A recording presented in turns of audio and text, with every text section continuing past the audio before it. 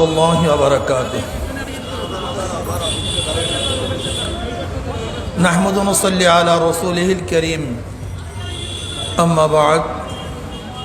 ফাআউযু বিল্লাহি মিনাশ শাইতানির রাজীম। বিসমিল্লাহির রহমানির রহিম।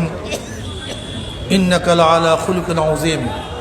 সাদাকাল্লাহুল আলিয়্যুল আযীম ওয়া সাদাকা রাসূলুন নবিয়্যুল কারীম।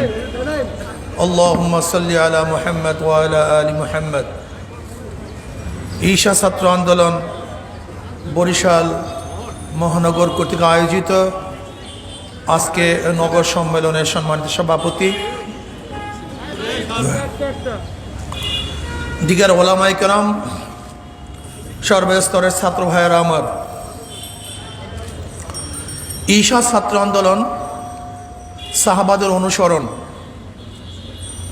ঈশা ছাত্র আন্দোলন রুহানিয়াত ও জিহাদের সমন্বিত প্রয়াস।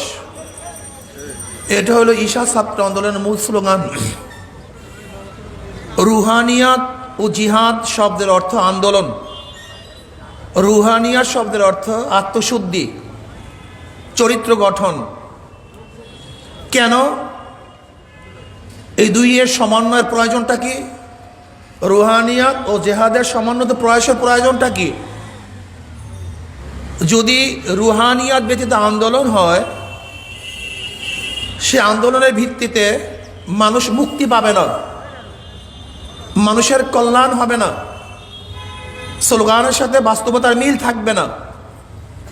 যেমন বর্তমানে হচ্ছে,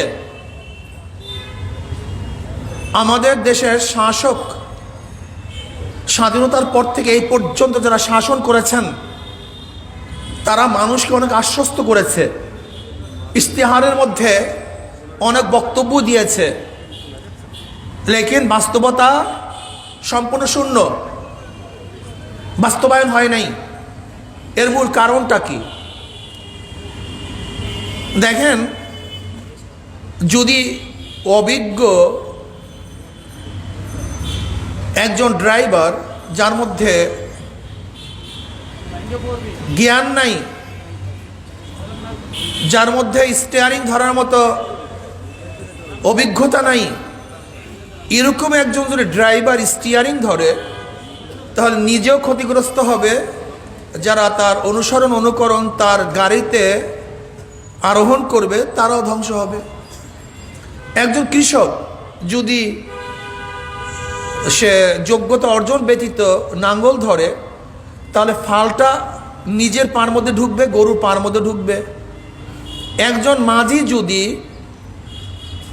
অভিজ্ঞবিহীন, জ্ঞানহীন, শিক্ষাবিহীন যদি বৈঠা ধরে, মাঝি নিজেও নিমজ্জিত হবে, যাত্রীরাও ধ্বংস হবে। যেই বিষয়ে যার অভিজ্ঞতা নাই, এমন ব্যক্তি সেই কাজ করতে গেলে সেও ধ্বংস হয়, যারা তার অনুসরণ করে তারা ধ্বংস হয়।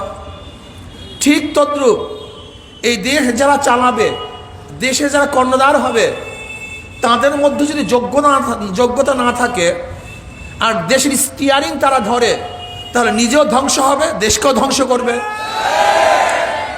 এই কারণেই আজকে দেখছেন 500 টাকার বালিশের দাম 7,000 টাকা, কয়েকশো টাকার পর্দার দাম কয়েক হাজার টাকা, একটা খাটের দাম কয়েক লক্ষ টাকা, নিচের থেকে বালিশ উঠতে ব্যয় হয় হাজার হাজার টাকা।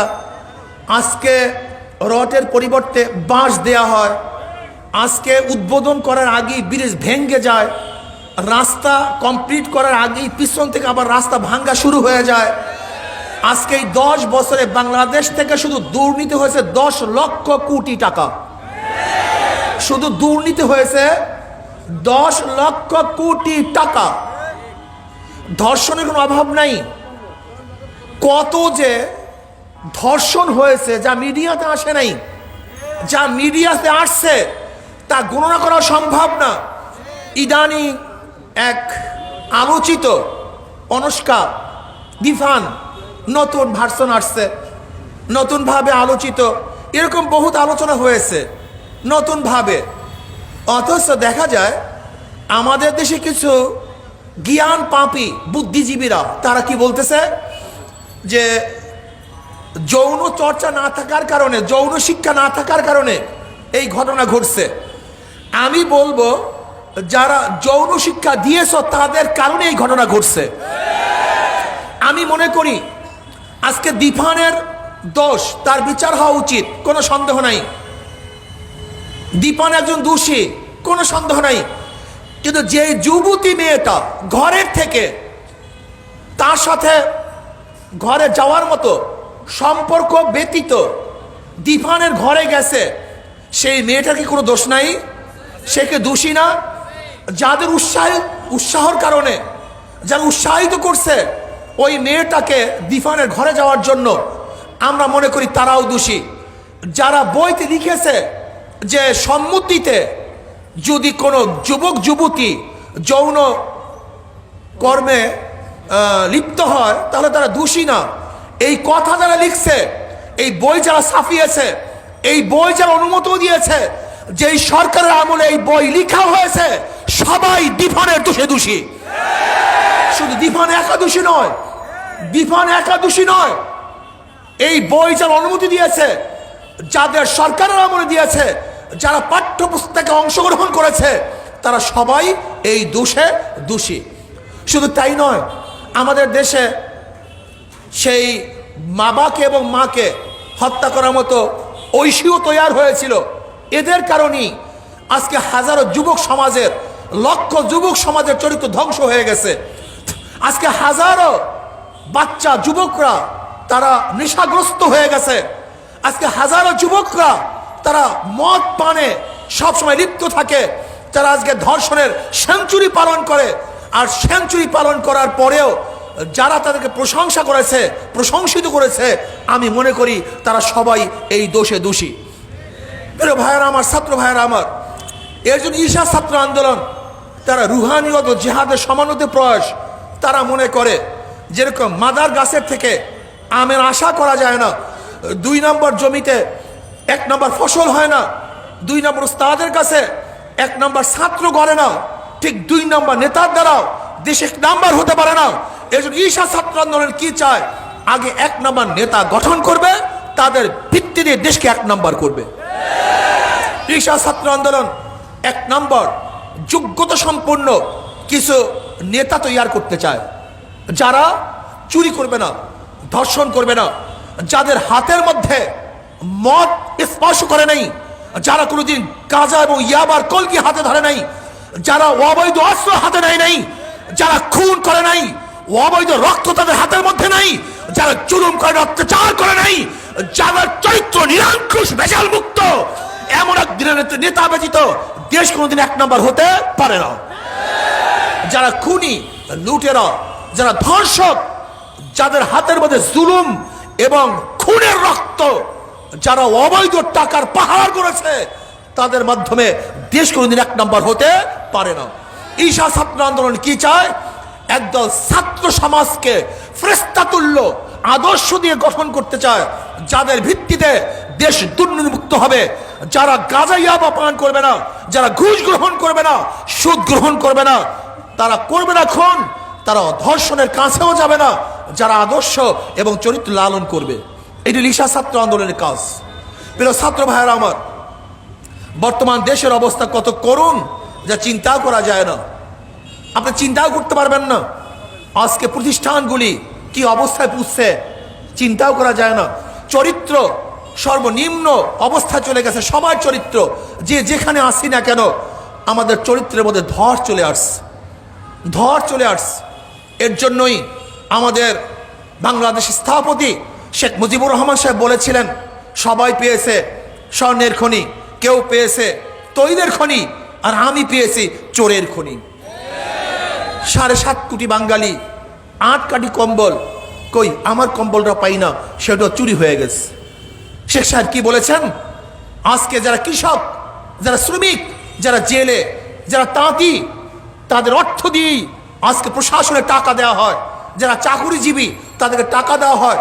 তিনি বলেছেন আফসোস করে, এদেরকে সম্মান করিয়েন, জনগণকে সম্মান করিয়েন, শ্রদ্ধা করিয়েন, তাদের টাকা দিয়েই আপনারা গাড়িতে চলেন, তাদের টাকা দিয়েই এসির মধ্যে থাকেন, তাকে টাকা দিয়েই আপনার সংসার চালান, তাদের শ্রদ্ধা করিয়েন। কিন্তু কই আজকে প্রশাসনের তরফ থেকে জনগণ শ্রদ্ধা পায় না, বরং তারা সবসময় অপমানিত হয়, লাঞ্ছিত হয়। প্রিয় ভাইয়ারা আমার, আমি ছাত্র বন্ধুদেরকে বলবো, দেশের অবস্থা খুবই খারাপ, খুবই করুণ। চরিত্র বলতে কিছু নাই, আদর্শ বলতে কিছু নাই, নীতি বলতে কিছু নাই। আজকে একতরফা নির্বাচনের ভিত্তিতে দেশকে এক স্বৈরতন্ত্র, এটা ফেসিবাদের সরকার গঠন করেছে, যেখানে ভোট অধিকারকে হরণ করা হয়েছে। আজকে ভোট অধিকার নেই, নৈশ ভোট হয়ে যায়, আগের রাত্রিতেই ভোট হয়ে যায়, প্রশাসন ভোট দিয়ে দেয়। যে প্রশাসন ছিল রাষ্ট্রের, আজকে সেই রাষ্ট্রের কাজ না করে প্রশাসন দেখা যায় এক দলীয় যন্ত্রে পরিণত হয়েছে। এ দেশের জন্য এটা কল্যাণকর নয়, এটা প্রশাসনের জন্য ধ্বংসকার, এটা দেশের জন্য ধ্বংসকার। প্রশাসন থাকবে জনগণের, রাষ্ট্রের উপকারের জন্য প্রশাসন ব্যয় হবে, আর আজকে দলীয় স্বার্থের জন্য প্রশাসন ব্যয় হচ্ছে, এটা ধ্বংসের কারণ। প্রিয় ছাত্র ভাইয়েরা, চরিত্র গঠন করো, যোগ্যতা অর্জন করো, এই দেশের কর্ণধার তোমরাই হবা। হাল ধরতে হবে, আজকে হোক কালকে হোক, দেশকে গঠন করতে হবে। এই ভাঙ্গা সমাজকে, দুর্নীতিযুক্ত সমাজকে ভেঙ্গে নতুন এক সমাজ তোমাদেরকে উপহার দিতে হবে ইনশাআল্লাহ। যেখানে থাকবে না চুরি, যেখানে থাকবে না লুট, যেখানে থাকবে না জুলুম, যেখানে থাকবে না অত্যাচার, যেখানে থাকবে সাম্যতা, যেখানে থাকবে মানবিক মর্যাদা, যেখানে সমস্ত মানুষের অধিকার তারা ফিরে পাবে। হিন্দু তার অধিকার ফিরে পাবে, খ্রিস্টান তার অধিকার নিয়ে থাকতে পারবে, ইহুদি তার অধিকার নিয়ে বাঁচতে পারবে। আজকে বদ্ধতার ধর্মীয় প্রতিষ্ঠানের মধ্যে নির্বিঘ্নে তারা তার পূজা করতে পারবে, ইবাদত করতে পারবে।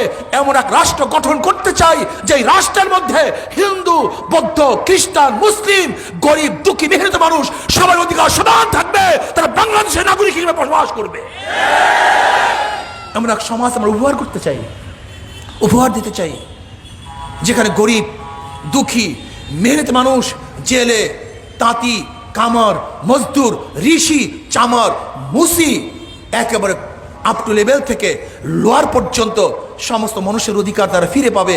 এরকম একটা সমাজ আমরা গঠন করতে চাই, যেখানে থাকবে জান্নাতের পরিবেশ, যেখানে থাকবে না জুলুম, অত্যাচার, নির্বিচার, চুরি, ডাকাতি, না জুলুমের কোনো রক্ত আর বইতে পারবে না বাংলাদেশে। কি কথা ঠিক না? আমরা সবাই এরকম সমাজ গঠন করার জন্য রাজি আছেন ইনশাআল্লাহ? আসো আমরা সবাই সেই সমাজ গঠন করার জন্য চেষ্টা করি। আল্লাহ পাক আমাকে এবং আমাদের সবাইকে সেই সমাজ গঠন করার তৌফিক দান করেন।